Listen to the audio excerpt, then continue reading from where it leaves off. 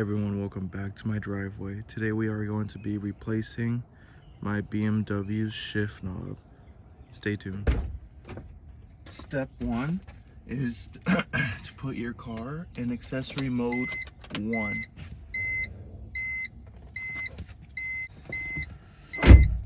Alright, after you put your car in accessory mode 1 or the ignition 1 click, what you're going to want to do is put your car in drive while the engine is completely off. Push in the button, and I use this other hand as leverage and just pull straight up. Let's do that again. So push the button, use your other hand as leverage, and just pull straight up. And then you grab your new one, make sure it aligns.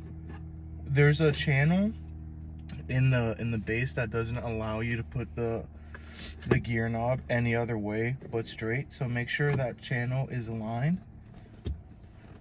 Once it's firmly in there, just give it one medium tap, put it back in park, and then just try to take it off. See, it came off, so that means it wasn't on all the way. Put it back into drive. There we go. And there you have it. You can really see the difference in these. This one was tired.